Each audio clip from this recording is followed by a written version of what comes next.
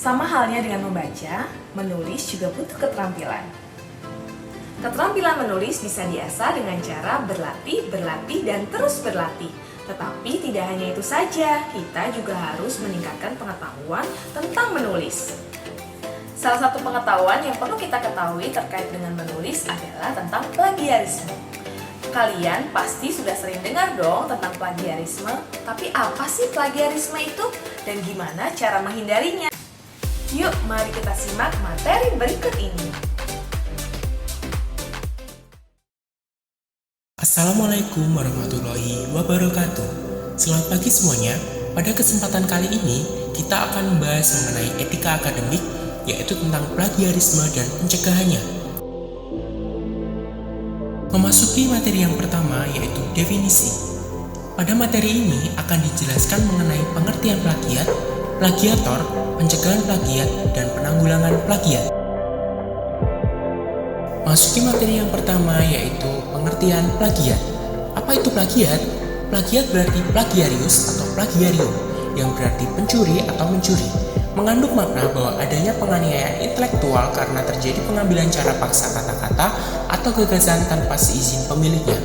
Atau juga dapat diartikan sebagai suatu perbuatan secara sengaja atau tidak sengaja dalam memperoleh atau mencoba memperoleh kredit atau nilai untuk suatu karya ilmiah dengan mengutip sebagian atau seluruh karya ilmiah pihak lain yang diakui sebagai karya ilmiahnya tanpa menyatakan sumber secara tepat dan memadai. Peraturan Menteri Pendidikan Nasional Nomor 17 Tahun 2010. Selanjutnya akan dijelaskan mengenai plagiator, pencegahan plagiat, dan penanggulangan plagiat. Yang pertama ada plagiator. Plagiator adalah orang perseorangan atau kelompok atau pelaku plagiat masing-masing bertindak untuk diri sendiri, untuk kelompok, atau untuk dan atas nama suatu badan. Yang kedua ada pencegahan plagiat. Pencegahan plagiat adalah tindakan preventif yang dilakukan oleh pimpinan perguruan tinggi yang bertujuan agar tidak terjadi plagiat di lingkungan perguruan tingginya. Yang ketiga ada penanggulangan plagiat. Penanggulangan plagiat adalah tindakan represif yang dilakukan oleh pimpinan perguruan tinggi dengan menjatuhkan sanksi kepada plagiator di lingkungan perguruan tingginya yang bertujuan mengembalikan kredibilitas akademik perguruan tinggi yang bersangkutan. Memasuki materi yang kedua, yaitu contoh kasus plagiarisme. Pada materi kali ini akan disajikan beberapa contoh kasus terkait tindakan plagiarisme. Berikut ini disajikan kasus-kasus terkait tindakan plagiarisme. Yang pertama, ada 5 kasus plagiarisme yang mengguncang dunia akademik, dilansir dari merdeka.com. Kemudian yang kedua, ada 8 kasus plagiat yang menghebohkan Indonesia, dilansir dari gaya.tempo.com. Contoh kasus tindakan plagiarisme yang ketiga yaitu mengenai Presiden Hungaria Paul Smith yang harus meletakkan jabatannya pada Senin 2 April 2012 setelah gelar doktornya yang diraih pada tahun 1992 dicabut karena ia menciplak sebagian dari disertasi setebal 200 halaman, dilansir dari international.kompas.com. Memasuki materi yang ketiga yaitu mengenai isi dari Peraturan Menteri Pendidikan Nasional Nomor 17 Tahun 2010 Pasal 2 Ayat 1. Isi dari Peraturan Menteri Pendidikan Nasional Nomor 17 Tahun 2010 Pasal 2 Ayat 1 yaitu plagiat meliputi tetapi tidak terbatas pada a. mengacu dan atau mengutip istilah, kata-kata dan atau kalimat, data dan atau informasi dari suatu sumber tanpa menyebutkan sumber dalam catatan kutipan dan atau tanpa menyatakan sumber secara memadai. B. Mengacu dan atau mengutip secara acak istilah, kata-kata dan atau kalimat, data dan atau informasi dari suatu sumber dalam catatan kutipan dan atau tanpa menyatakan sumber secara memadai. C. Menggunakan sumber gagasan, pendapat, pandangan, atau teori tanpa menyatakan sumber secara memadai. D. Merumuskan dengan kata-kata dan atau kalimat sendiri dari sumber kata-kata dan atau kalimat, gagasan, pendapat, pandangan, atau teori tanpa menyertakan sumber secara memadai. E. Menyerahkan suatu karya ilmiah yang dihasilkan dan atau telah dipublikasikan oleh pihak lain sebagai karya ilmiahnya tanpa menyatakan sumber secara memadai. Kemudian materi yang keempat yaitu mengenai isi Peraturan Menteri Pendidikan Nasional Nomor 17 Tahun 2010 Pasal 2 Ayat 7. Isi dari Peraturan Menteri Pendidikan Nasional Nomor 17 Tahun 2010 Pasal 2 Ayat 7 yaitu pernyataan sumber memadai apabila dilakukan sesuai dengan tata cara pengajuan dan pengutipan dalam gaya selingkuh bidang ilmu, teknologi, dan seni. Memasuki materi yang kelima yaitu dua tipe plagiarisme. Terdapat dua tipe plagiarisme, yaitu yang disengaja dan tidak disengaja. Plagiarisme yang dilakukan secara sengaja dan tidak disengaja dapat berbentuk kata, data, dan juga substansi ide atau konsep. Plagiarisme secara sengaja dapat berwujud menjiplak, mengklaim karya orang lain, copy-paste tanpa dokumentasi, dan meminjam media tanpa dokumentasi. Sedangkan plagiarisme secara tidak sengaja dapat berwujud lalai dalam dokumentasi, terlalu banyak kutipan langsung, dan gagal menuliskan dalam kalimat sendiri. Memasuki materi yang keenam, yaitu sanksi plagiarisme. Berikut ini merupakan sanksi dari tindakan plagiarisme. Yang pertama, berdasarkan Peraturan Menteri Pendidikan Nasional Nomor 17 Tahun 2010 Pasal 10 Ayat 4, sanksi dari tindakan plagiarisme berupa teguran, peringatan tertulis, penundaan pemberian sebahagian hak mahasiswa, pembatalan nilai satu atau beberapa mata kuliah yang diperoleh mahasiswa, pemberhentian dengan hormat dari status sebagai mahasiswa, pemberhentian tidak dengan hormat, dan pembatalan ijazah apabila mahasiswa telah lulus.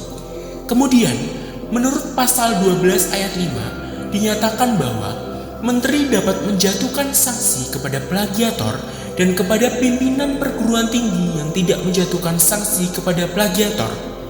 Dan yang terakhir, sanksi lain menurut Undang-Undang Sistem Pendidikan Nasional dinyatakan bahwa mempergunakan karya ilmiah jiplakan untuk memperoleh gelar akademik, profesi, vokasi, dipidana penjara paling lama 2 tahun dan atau denda paling banyak 200 juta.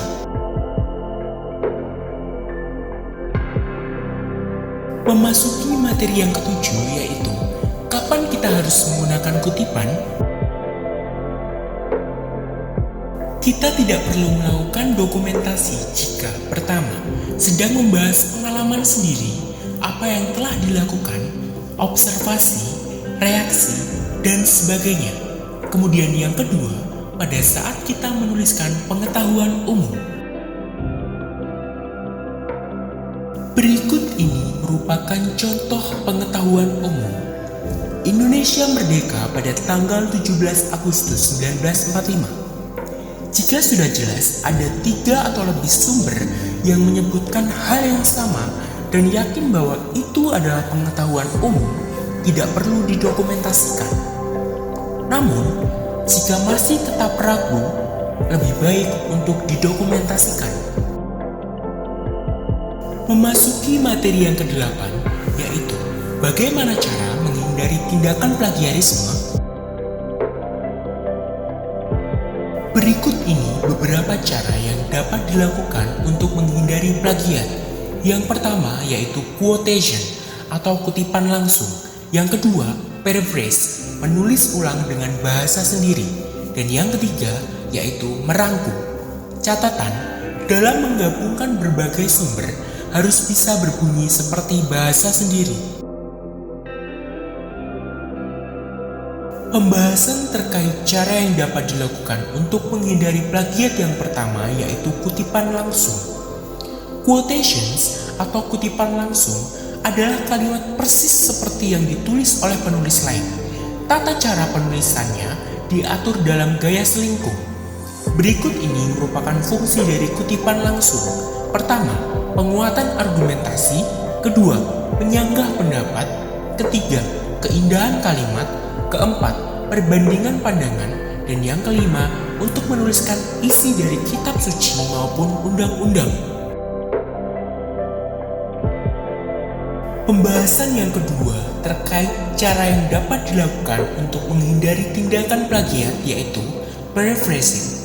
Paraphrasing atau menulis kembali kalimat yang dituliskan penulis lain dengan kalimat sendiri dan harus dilengkapi citasi. Fungsi dari kita melakukan paraphrase yaitu kita dapat menggunakan tulisan orang lain tanpa plagiat, kemudian mencegah kutipan langsung secara berlebihan, dan mempresentasikan informasi dengan bahasa sendiri. Teknik paraphrasing. Yang pertama, sinonim. Kita dapat mencari padanan kata pada kata yang tertulis di sumber yang akan kita ambil. Kemudian yang kedua, ubah posisi phrase. Ketiga, mengubah kalimat dari aktif menjadi pasif dan sebaliknya. Kemudian yang keempat, kombinasi kalimat. Pembahasan yang ketiga terkait cara yang dapat dilakukan untuk menghindari tindakan plagiat, yaitu dengan membuat paragraf sendiri. Dengan cara, pertama, tulis pikiran utama dari paragraf yang akan kita ambil. Kedua, tutup tulisan aslinya. Ketiga, tulis ulang dengan menggunakan kalimat kita sendiri. Dan yang keempat, bandingkan dengan tulisan asli. Berikut ini disajikan contoh pertama tentang bagaimana cara kita menghindari tindakan plagiat dengan membuat paragraf sendiri.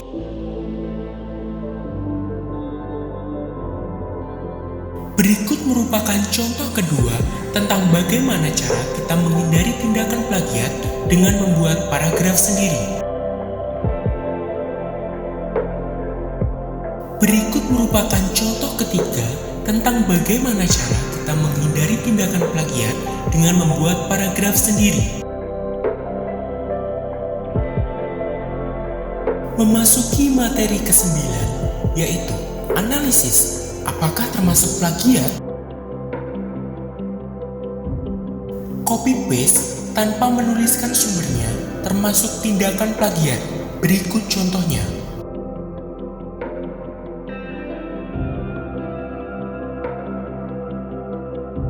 Copy paste dengan menambahkan citasi termasuk tindakan plagiat. Berikut contohnya.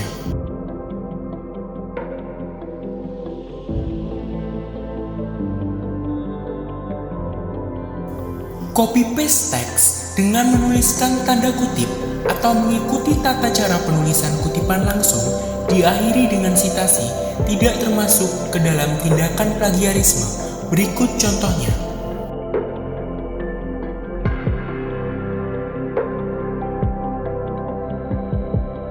Copy paste beberapa kalimat sumber, beberapa kata diubah dengan menggunakan sinonim atau dicampur dengan kalimat sendiri tanpa menuliskan sumber, termasuk ke dalam tindakan plagiarisme. Berikut contohnya.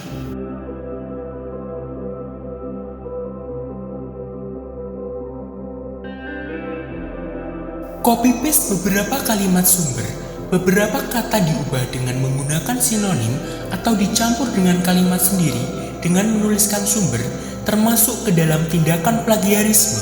Berikut contohnya.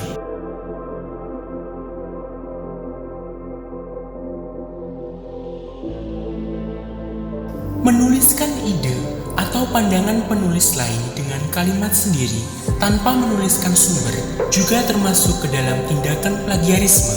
Berikut contohnya.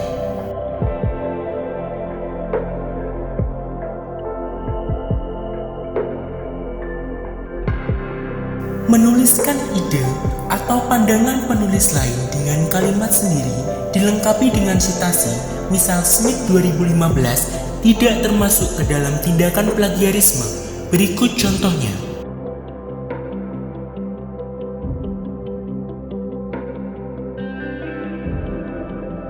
Memasuki materi ke-10, sekaligus menjadi materi terakhir, yaitu tentang bagaimana mengecek plagiasi sendiri. Di internet, sudah banyak disediakan situs untuk mengecek seberapa besar tingkat plagiarisme pada hasil karya tulis kita. Berikut ini beberapa link yang dapat digunakan untuk mengecek tingkat plagiarisme pada hasil karya tulis kita. Pertama, Copyscape dengan alamat link www.copyscript.com. Kedua, duplichecker dengan alamat link www.duplichecker.com. Ketiga, blacktracker dengan alamat link www.blacktracker.com. Dan yang terakhir, blackscan dengan alamat link www.blackscan.com. Selanjutnya, akan dijelaskan tentang bagaimana cara melakukan pengecekan tingkat plagiarisme pada hasil karya tulis kita menggunakan salah satu laman pengecekan di internet, yaitu Duplichecker. Langkah yang pertama, buka situs resmi Duplichecker di www.duplichecker.com. Kedua, jika belum mendaftar pada situs Duplichecker tersebut, silakan untuk mengklik bagian login. Dapat dilihat pada gambar berikut.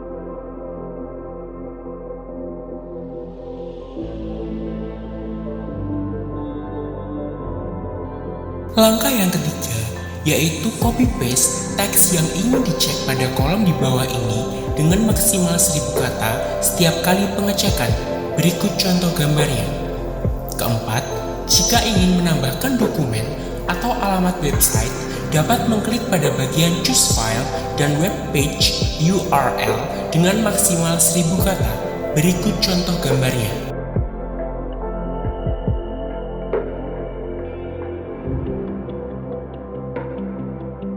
Kemudian, langkah yang kelima, apabila sudah memilih file atau mengcopy teks, kemudian klik pada bagian cek plagiarisme. Dapat dilihat pada gambar berikut.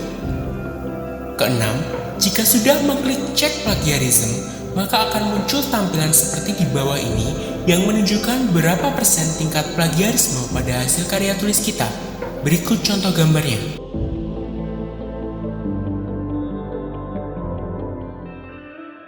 Berikut ini merupakan beberapa sumber rujukan yang digunakan di dalam menyusun materi etika akademik, plagiarisme, dan pencegahannya. Terima kasih telah menyimak materi terkait etika akademik, plagiarisme, dan pencegahannya. Selamat pagi. Wassalamualaikum warahmatullahi wabarakatuh.